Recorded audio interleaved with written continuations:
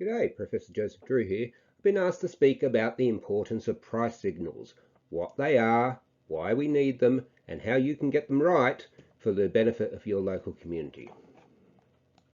So we see price signals all the time. Every time you go into a shop or buy something from a retail outlet, you're looking at price signals. And what you're doing when you're looking at that price is you're deciding, you're deliberating whether the sacrifice you have to make, things you could have bought, other things you could have bought with the money, or the time that you've had to spend earning the money, is worth what that product gives you. And that is the decision you're making all the time. And that's really important. And it's why economists believe that there is no more efficient way of allocating goods and resources than the free market. Now, the problem is when it comes to local government, we don't get those strong price signals. Now, part of that's because we don't do things as well as we should. And the other part of it is because some of these things are public goods. And please watch my other videos to find out what they're all about. So we've got a range of subsidies coming in. So grants from higher tiers of government, and a good might be subsidised by the local government rates or tax, or they might be cross-subsidised by other goods and services, which is really naughty and something I really want you not to do. And please watch my videos on how to price things. Now, because of those subsidies, the price we see or pay for local government goods and services is usually way less than the price it actually costs to manufacture. And also, making this even worse, compounding things even more, is that often local governments don't price their goods and services properly. Now, there is two methods of pricing local government goods and services, and I've covered them in another video.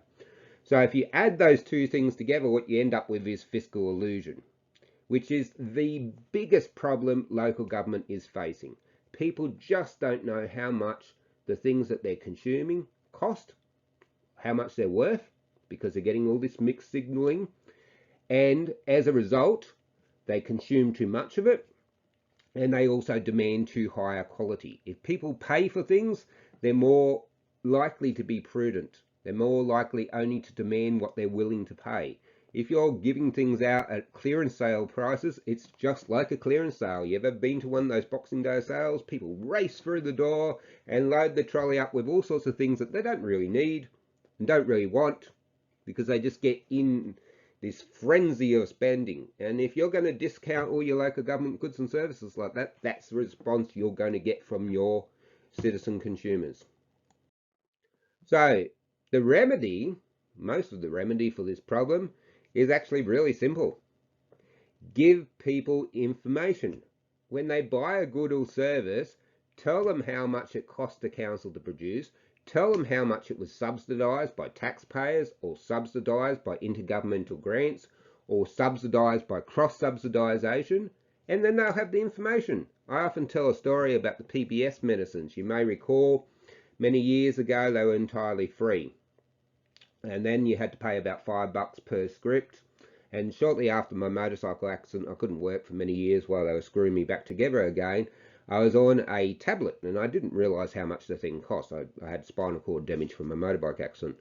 And I'd drop a tablet, and it was almost impossible for me to get down and find it. And I'd think, oh, that's all right. Betty can sweep it up when she's sweeping up tomorrow, and I'd just leave it. And then the federal government changed what they did.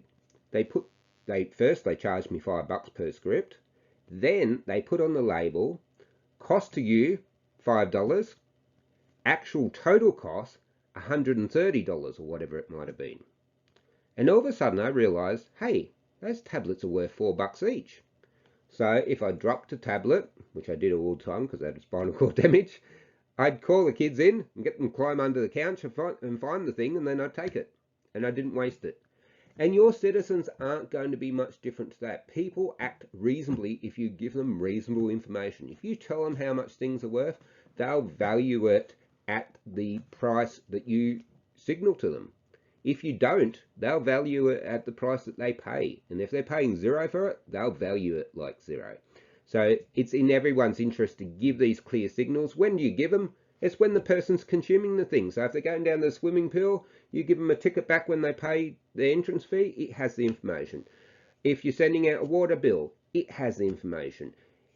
A little bit different with your taxes.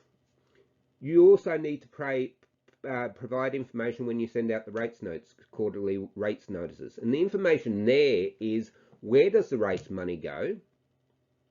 The different activities that local government spends money, rates money on. And what is subsidising the taxes? Because what is subsidising the taxes is money that council brings in through fees and charges that is surplus to the cost of fees and charges. And also, very importantly, those intergovernmental grants, what we call FAGs in Australia. Now, if you're not telling your citizen consumers all the time about how much that grant money is from the federal government, they're not going to know. And you know what?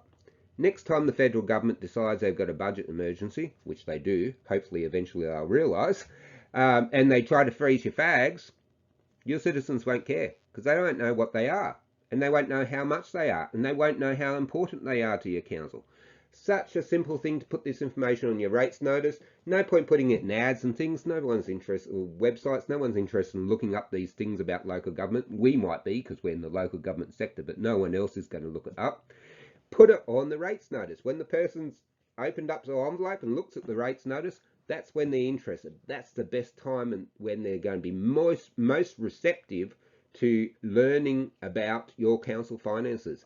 And when you do that, you defeat fiscal illusion. When you defeat fiscal illusion, all the pressure on council to expand and expand and expand faster than what your revenue does, a lot of that will dissipate. So in conclusion, price signals incredibly important. They'll increase the efficiency of consumption. It'll mean that citizen consumers won't be demanding more than they actually need. It means that they won't be demanding higher quality than they actually need. And I've proved that in empirical work before, and so have other scholars. It increases citizen consumer understanding of who's actually paying for these things. And that's really important when it comes to things like higher tiers of government meddling with grants and things like that. It's too late when the problem happens to do something about it. You need to be constantly educating your community so that if a higher tier of government does try to play silly games with us again, the community knows and they push back against them, because that's the only thing that seems to matter to some federal and state politicians. And just as importantly, because I'm a natural law philosopher as well as an economist and a trained accountant, just as importantly is you're respecting the donors, the compulsory donors, the taxpayers, federal taxpayers of Australia who have contributed this money as grants, or the taxpayers of your local government area from which you're drawing the subsidy for the particular goods or service you provide.